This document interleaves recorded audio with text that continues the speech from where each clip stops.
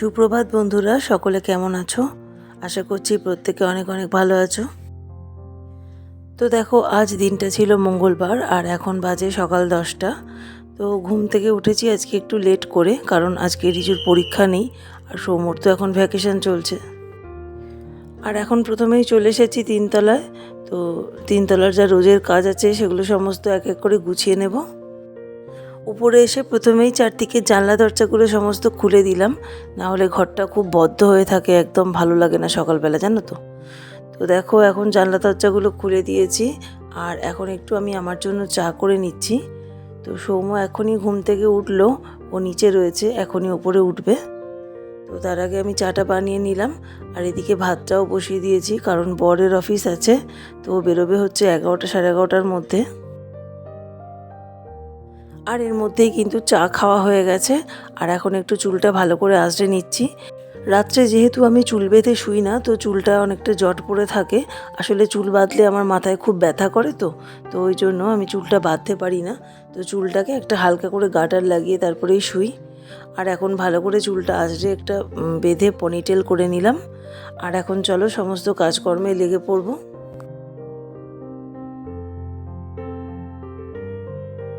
তো আজকে করব ছানার তরকারি আর ওর মধ্যে কয়েকটা পটলের টুকরো দিয়ে দেবো। আজকে পটল দিয়ে ছানার তরকারি করব।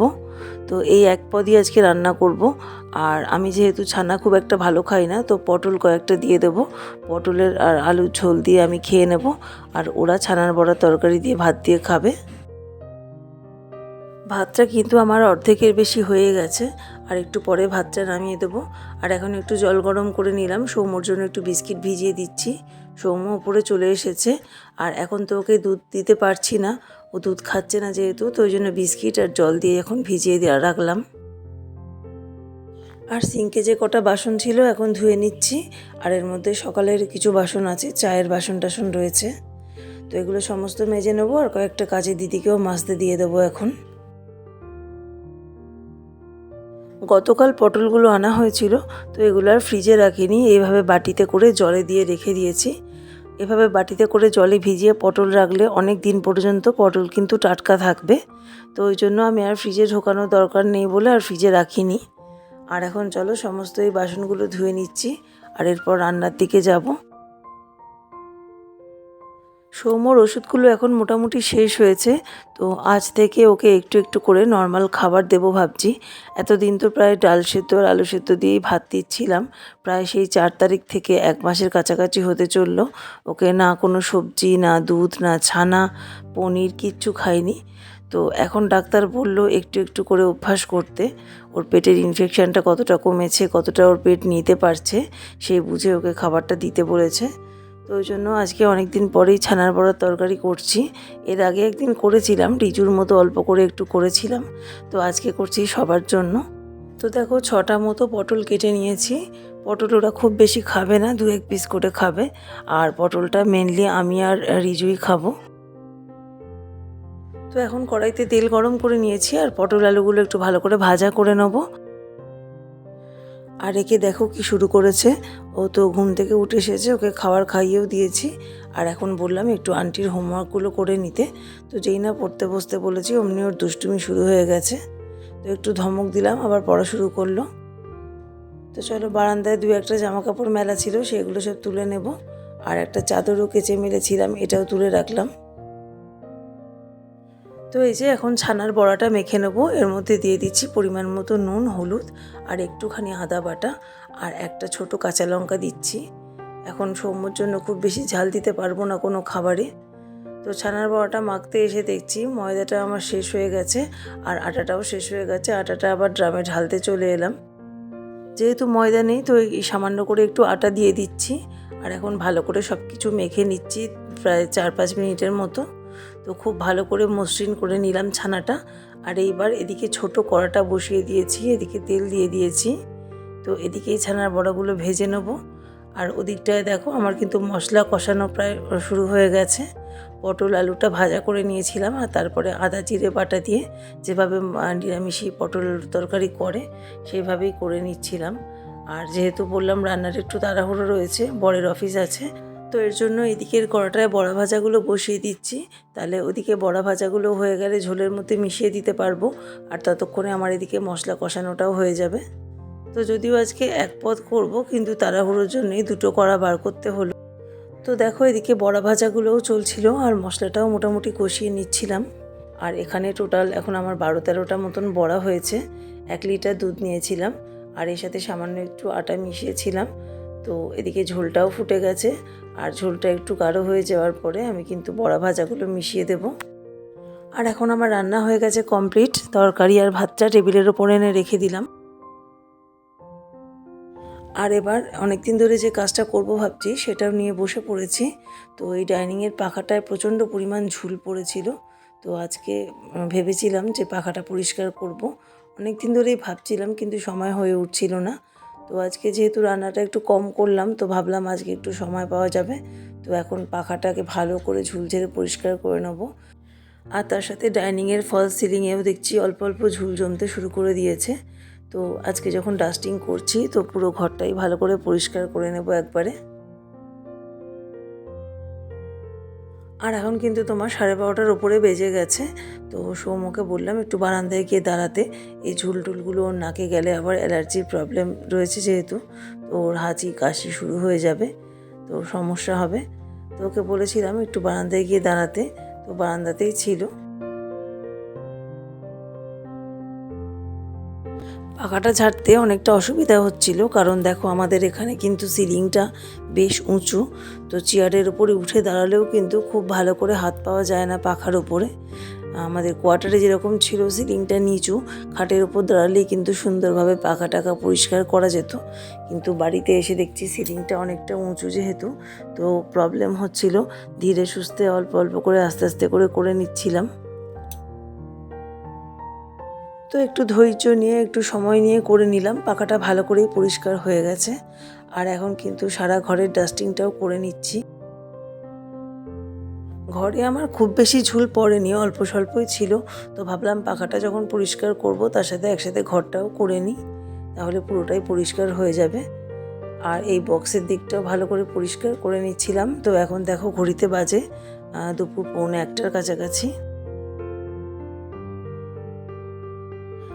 আর ভিডিও শ্যুট করতে করতে দেখি আমার বড় লম্বার যে ট্রাইপডের স্ট্যান্ডটা আছে ওটা হঠাৎ করে উপর দিকটা ভেঙে গিয়েছে।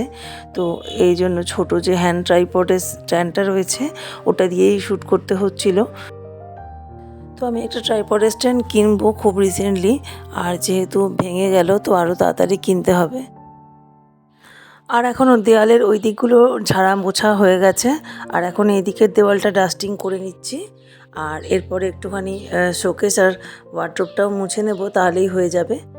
ঘরটা ফাঁকা ফাঁকা রাখার এই এক সুবিধা, জানো তো, যখন ঘর ডাস্টিং করবে তখন কিন্তু খুব বেশি ফার্নিচার না থাকলে তোমার কিন্তু ফার্নিচারগুলোও খুব বেশি মুছে পরিষ্কার করতে হবে না।